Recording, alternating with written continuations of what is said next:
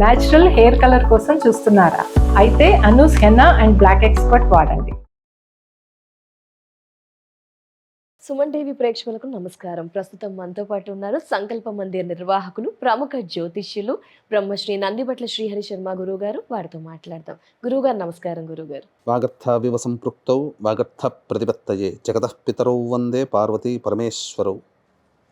ఆదిత్యాయ చ సోమాయ మంగళాయ బుధాయ చ గురుశుక్ర శనిభ్యశ్చ రాహవే కేతవే నమః.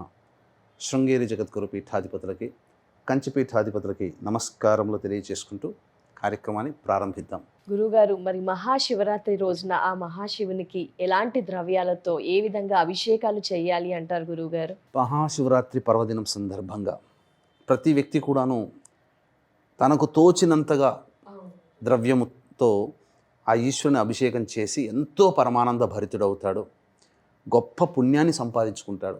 సంవత్సరానికి ఒక్కసారి వస్తుందమ్మా.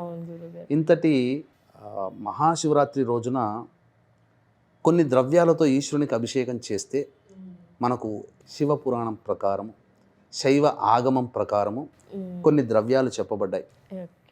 మనకు తెలియకుండానే ఆ ద్రవ్యాలతో చేస్తున్నాం, కానీ తెలిసిన తర్వాత చేస్తే ఇంకా భక్తిగా చేస్తాం కదా. కాబట్టి ఇప్పుడు మనం చేసే అభిషేకాలన్నీ కూడా ఈ అభిషేకం ఈ ద్రవ్యంతో చేయడం వల్ల ఇంత ఫలితం ఉంటుందా అని చెప్పినప్పుడు ఇంకా ఎంతో భక్తి భావంతో చేసుకోవడానికి అవకాశం ఉంటుంది. కాబట్టి మనం ఇంతకుముందు వీడియోలో శివరాత్రి పూజకి సంబంధించి ఎలా మనం సిద్ధం కావాలి, శివరాత్రి రోజున మనం స్వయంగా ఇంట్లో చేసుకోగలిగితే శివలింగాన్ని ఎలా తయారు చేసుకోవాలని ఇంతకుముందు వీడియోలో తెలియజేసుకున్నాం. అలాగే ఏ ఏ సమయాల్లో శివుడికి అభిషేకం చేయాలి, ఏ మంత్రాన్ని ఉపాసన చెయ్యాలి, ఏ నైవేద్యం పెట్టాలని ముందటి వీడియోలో చేసుకున్నాం. ఇక అభిషేకం చేసేటప్పుడు వీక్షించేటువంటి సుమన్ టీవీ ప్రేక్షకులు కూడా గమనించాల్సినది, మీరు శివలింగాన్ని తయారు చేసుకుంటారు, అనేక అభిషేక జలములు ద్రవ్యములు పెట్టుకుంటారు, అభిషేకం చేస్తుంటారు. కానీ ప్రతిదీ కూడా గుర్తుపెట్టుకోండి, ప్రతి ద్రవ్యము కూడా మొదలుగా అపవిత్రమవుతుంది. నీరు తీసుకోండి, అందులో సూక్ష్మక్రిములు అవన్నీ ఉంటాయి. అలాగే తేనెను తీసుకోండి, తేనెటీగలు నోటి ద్వారానే ఉంటుంది. ఆవు పాలు మొదలు దూడ తాగిన తర్వాతనే ఇది, తర్వాత దాని ద్వారా వచ్చే ఆవు పెరుగు, ఆవు నెయ్యి అన్నీ కూడా వీటన్నిటి కూడా ప్రిపరేషన్ అయ్యే సమయంలో కొన్ని జీవులు మరణిస్తాయి. మనకు తీసుకొని వచ్చి మనం వాటితో అభిషేకం చేస్తున్నాం. కాబట్టి దోషముతో ఉన్నటువంటి పదార్థాలని దోషం లేకుండా చేసుకోవాలని అంటే అభిషేకం చేసే ముందర ఆ యొక్క అభిషేక ద్రవ్యాలన్నీ ముందరగా పెట్టి గరుడ ముద్ర వేయాలి. గరుడ ముద్ర అన్నప్పుడు ఈ ఎడమ చేయి ఇలా, కుడి చేయి ఇలా, బొటన వేలిని రెండింటిని ఇట్లా కలిపి ఇది గరుడ ముద్ర. ఆ అభిషేక ద్రవ్యాలకి ఇలా చూపించాలమ్మా, ఇలా చూపించాలి గరుడ ముద్ర. సాధారణ రోజుల్లో కూడా ఇలా చేసుకోవచ్చు. సాధారణ శివరాత్రి కాబట్టి మనం అందరికీ తెలియాలి ఈ యొక్క సంబంధించి, ఇది చాలా సాధారణంగా చేసేటువంటిది తప్పు. ఈ తప్పుని మనం సరిదిద్దుకోవాలి. ఇక ఏ ఏ ద్రవ్యాలతో అభిషేకం చేయాలి అనేటప్పుడు వీక్షించేటువంటి సుమన్ టీవీ ప్రేక్షకులు కూడా గమనించాల్సినటువంటిది, 15వ తారీఖు మహాశివరాత్రి. ఈ సందర్భంగా సాయంకాలం 7-8 గంటలకి కాశీ విశ్వేశ్వరుని దేవాలయ ప్రాంగణ సమీపంలో మీ యొక్క సంకల్పం నెరవేరడం కోసం రుద్రపారాయణాలు, రుద్రాభిషేకం జరిపించడం జరుగుతుంది. 15వ తారీఖు సాయంత్రం 6 గంటల లోపల మీరు స్క్రీన్పై కనిపిస్తున్న నెంబర్కి కాంటాక్ట్ చేసి మీ గోత్రనామాదులు నమోదు చేసుకోవచ్చు. ఇక రెండవ సందర్భంగా 17వ తారీఖు అమావాస్య, పంచగ్రహ కూటమి, సూర్యగ్రహణం. ఈ సూర్యగ్రహణం మన భారతదేశంలో కనిపించదు, అలాగే ఎటువంటి ఆచారాలు నియమాలు పాటించాల్సిన పని లేదు. కానీ దీని ప్రభావం కొన్ని రాశుల మీద ఉంటుంది. కాబట్టి ఈ కుంభరాశిలో ఏర్పడుతున్నటువంటి గ్రహణం వల్ల వృషభ, మిథున, కర్కాటక, సింహ, తుల, వృశ్చిక, మకర, కుంభమీన రాశిలో జన్మించినటువంటి వారికి ఈ గ్రహణ దోష నివారణార్థమై చండీ హోమము, మృత్యుంజయ, రుద్ర, సుదర్శన, సుబ్రహ్మణ్య, కాలభైరవ, అలాగే శనిదోష నివారణ పూజలు, హోమాలు అనేటివి మధ్యాహ్నం 3 గంటలకి ప్రారంభమవుతాయి. నమోదు చేసుకున్న వాళ్ళకి శక్తిపాతం చేసినటువంటి కరంగొలి మాల ఇవ్వడం జరుగుతుంది. కాబట్టి 17వ తారీఖు మధ్యాహ్నం 1 గంట లోపల మీ గోత్రనామాలు నమోదు చేసుకోవచ్చు. అవకాశం ఉంటే ఈ 2 కార్యక్రమాల్లో ఏదైనా ఒక కార్యక్రమంలోనైనా కానీ కనిపించే నెంబర్కి కాంటాక్ట్ చేసి నమోదు చేసుకోవచ్చు. ఇక శైవాగమము, శివపురాణం ప్రకారం ఏ ఏ ద్రవ్యాలతో అభిషేకం చేస్తే ఎటువంటి ఫలితం వస్తుందో మనం తెలుసుకుందామమ్మా. మనకు చెప్పబడినటువంటిది మనకు గమనిస్తే, ఆవు పాలతో అభిషేకం చేస్తే సర్వ సౌఖ్యాలు కలుగుతాయి. ఆవు పెరుగుతో చేస్తే ఆరోగ్యము, బలము, యశస్సు కలుగుతుంది. ఆవు నేతితో చేస్తే ఐశ్వర్య వృద్ధి కలుగుతుంది. మెత్తని పంచదారతో చేస్తే, అంటే మనం టీ కాఫీలో వాడే పంచదార కాదమ్మా, నవబోత్ గడ్డ, మిశ్రీ గడ్డ అంటారు. వాటిని దంచి పొడి చేసి మెత్తగా చేసి అది నీటిలో కలిపి ఆ నీటితో అభిషేకం చేయాలి. చేస్తే సమస్త దుఃఖములు నశించిపోతాయని శాస్త్రం. తేనెతో అభిషేకం చేస్తే తేజస్సు పెరుగుతుంది.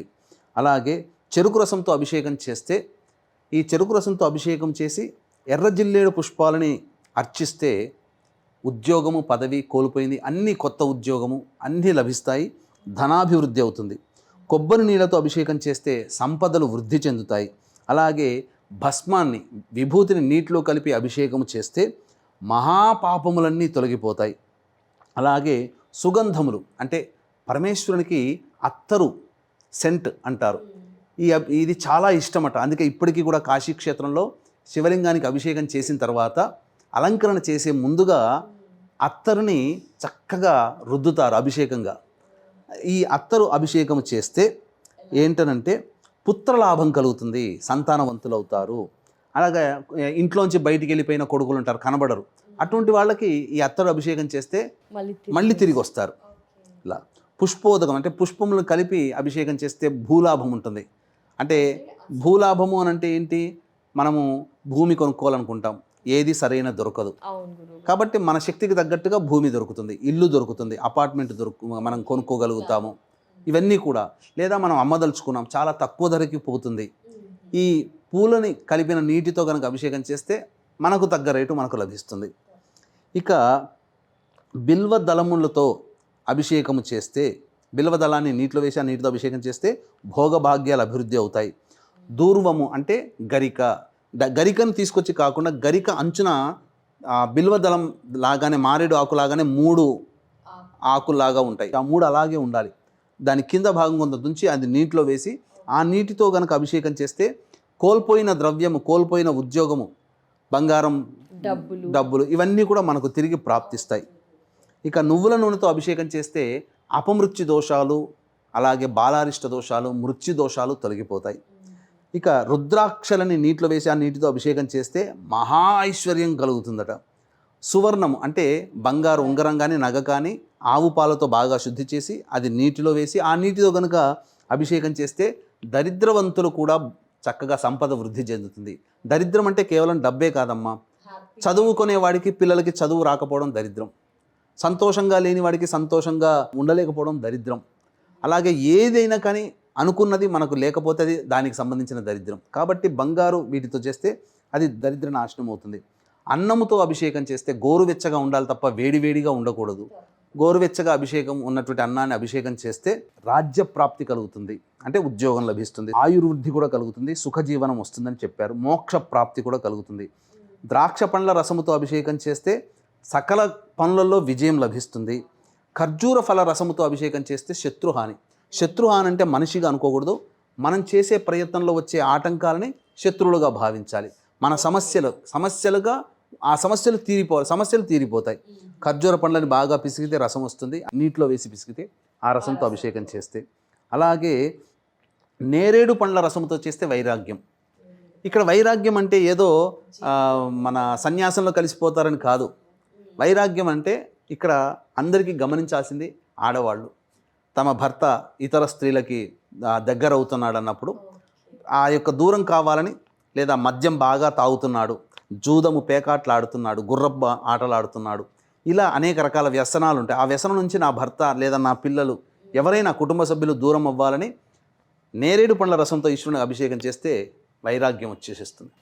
అలా ఇక కస్తూరి జలముతో అభిషేకం చేస్తే చక్రవర్తిత్వం వస్తుంది. చక్రవర్తి అంటే ఇప్పుడు రాజులు ఎక్కడ ఉన్నారు, రాజ్యాలు ఎక్కడ ఉన్నాయి. చక్రవర్తి అంటే ఒక మామూలు స్థాయి ఉద్యోగస్తుడికి ఒక మేనేజర్ స్థాయో లేదా డైరెక్టర్ పోస్టో లభిస్తుంది. కస్తూరి అని దొరుకుతుంది, అది నీటిలో వేసి అభిషేకం చేయాలి.